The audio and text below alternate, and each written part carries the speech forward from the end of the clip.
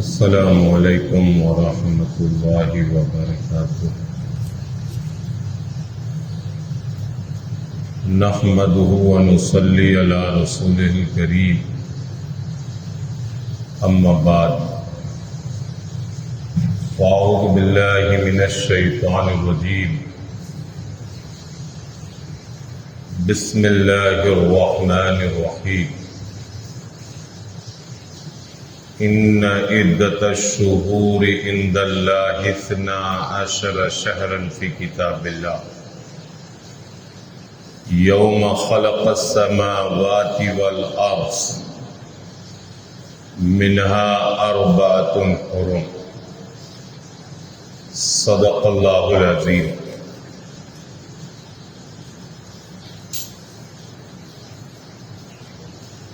معزز سامعین کرام، عزیز دوستو، اللہ رب العزت کا لاکھ لاکھ شکر اور اس کا احسان ہے کہ اس نے کچھ کہنے اور سننے کی توفیق عطا فرمائی۔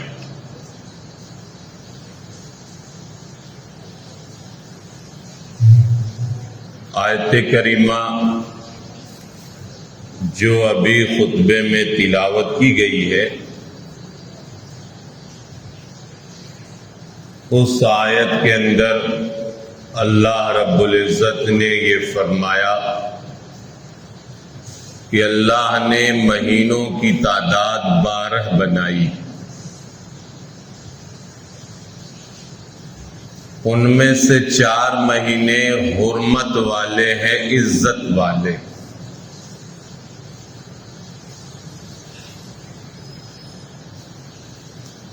قمری مہینہ بھی 12 ہے اور انگریزی مہینہ بھی 12 ہے۔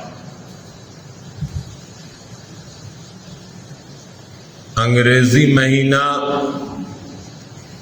جو اس وقت چل رہا ہے وہ اگست کا مہینہ، قمری اور ہجری مہینہ جو چل رہا ہے وہ اس وقت محرم الحرام کا مہینہ ہے۔ اگست میں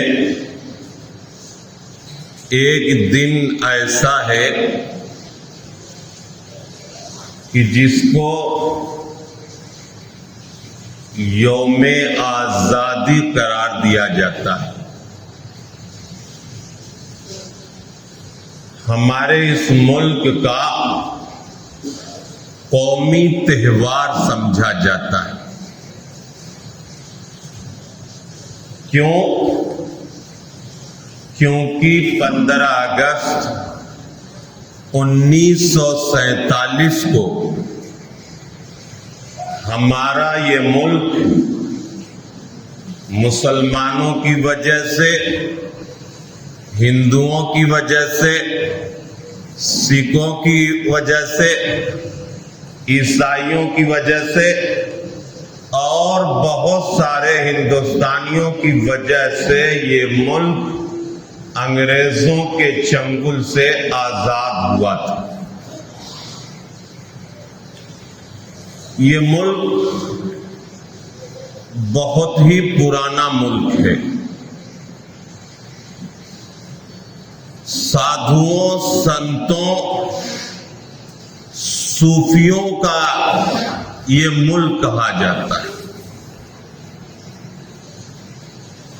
یہاں پہ بہت ساری قومیں، بہت ساری نسلیں، بہت سارے مذاہب کے لوگ یہاں پہ رہتے ہیں۔ اس ملک میں بہت سارے مسلم حکمراں بھی گزرے۔ تقریباً 700 سے 800 سال تک اس ملک پر مسلم حکمرانوں نے حکومت کی اور اس ملک کو پہچان دی دنیا کے اندر کہ یہ سونے کی چڑیا ہے، اس ملک کے اندر گنگا جمنا تہذیب ہے. اس ملک کے اندر مختلف نسل کے ماننے والے، مختلف مذہب کے ماننے والے، مختلف ذات اور برادریوں میں رہنے کے باوجود اس ملک کے رہنے والے آپس میں مل جل کر رہتے ہیں. کچھ نہ کچھ خرابیاں اور خوبیاں ہر زمانے میں پائی جاتی ہیں اور ملتی. مجموعی حساب سے اگر دیکھا جائے تو مسلم حکمرانوں نے اپنی حکمرانی کی ہی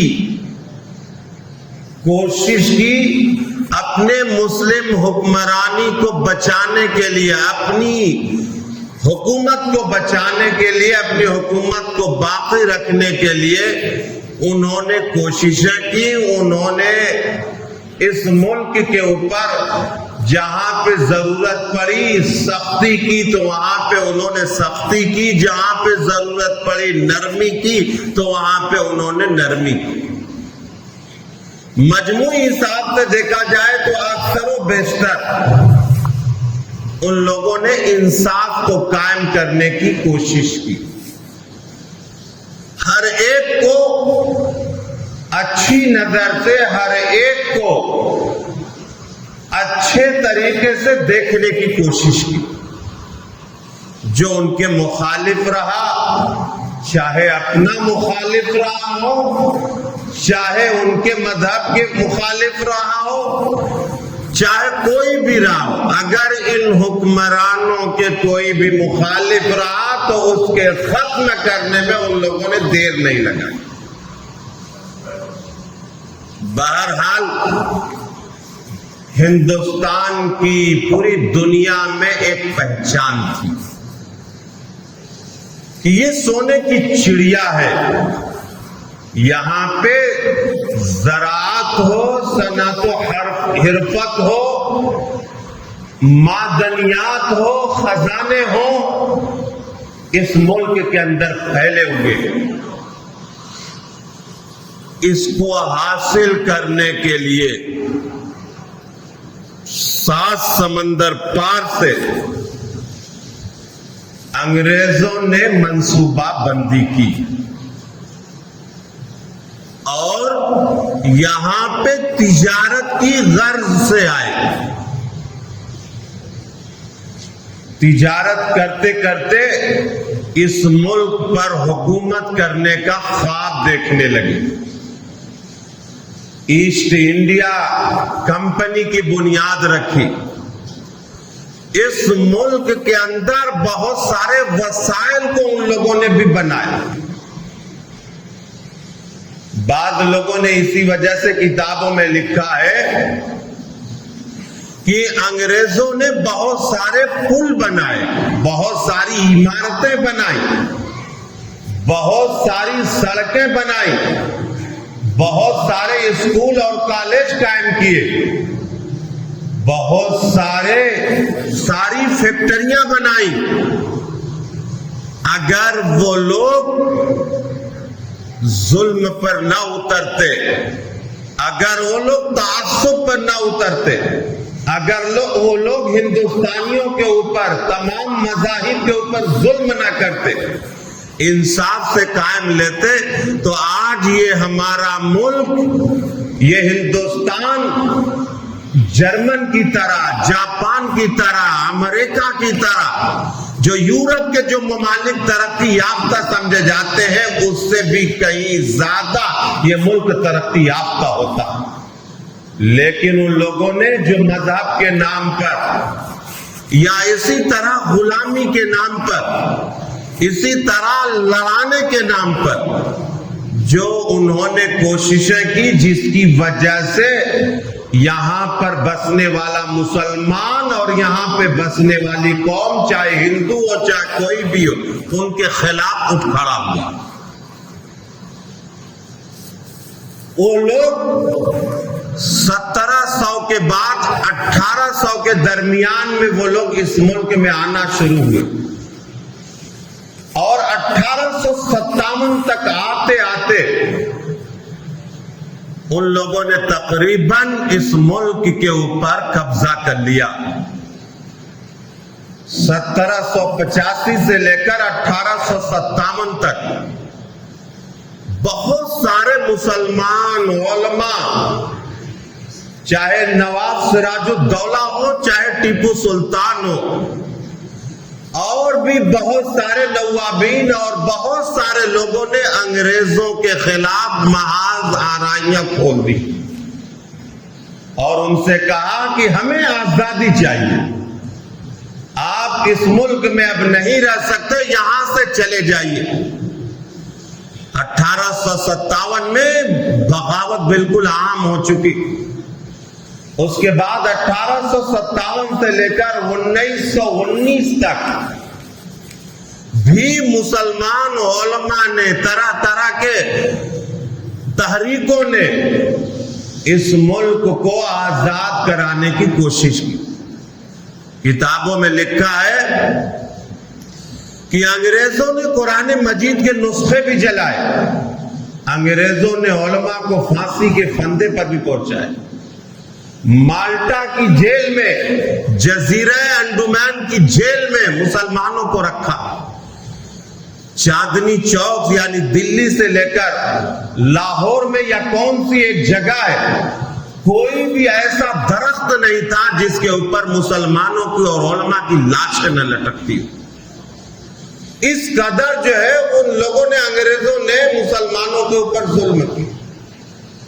لیکن مسلمان آزادی چاہتے. شاہ عبدالعزیز محدث دہلوی رحمت اللہ علیہ نے ان کے خلاف جہاد کا فتویٰ دیا.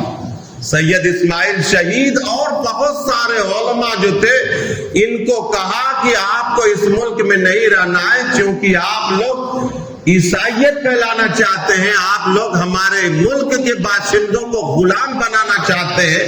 ظلم و ستم کے یہ لوگ پہاڑ توڑ رہے تھے. اب 1919 کے بعد اب جا کے گاندھی جی، پنڈت جواہر لال نہرو، سبھاش چندر بوس، مولانا ابوالکلام آزاد، مولانا محمد علی جوہر اور اس طرح کے جو نام نظر آتے ہیں، خان عبدالغفار خان، جو ہماری کتابوں کے اندر کچھ نام لیے جاتے ہیں، ان لوگوں نے بے انتہا کوشش کی. اور اس کے بعد اس کوشش کے اندر انگریزوں نے کچھ مدوں کا لا کر داخل کیا. چاہے بابری مسجد کا مسئلہ ہو، چاہے ہندو مسلمان کا مسئلہ ہو، چاہے گائے کے ذبح کرنے کا مسئلہ ہو، یہ ساری چیزیں ان انگریزوں نے تقسیم کرو، بانٹو اور ان کے اوپر حکومت کو آگے اور حکومت کرنے کے لیے ان لوگوں نے ایسے مدوں کو اچھالا اور اس ملک کے جو باشندے تھے ان کے درمیان کیا دراڑ پیدا کر دی. کہیں خنزیر کی چربی کو استعمال کیا تو کہیں گائے کی چربی کو استعمال کیا، تاکہ جو ہندو اور مسلمانوں کے درمیان نفرت پیدا ہو جائے، جس کا یہ نتیجہ نکلا کہ کچھ لوگوں نے جو تحریک چلائی کہ ہمیں کیا ہے الگ ملک دے دیا جائے، ہم جو ہے ایسے سچویشن کے اندر نہیں رہ سکتے. کچھ لوگوں نے یہ بھی رہا کہ نہیں، یہ تو حالات آتے جاتے رہتے ہیں، ہم جیسے برس سے ایک دوسرے کے ساتھ رہتے تھے ہم رہیں گے.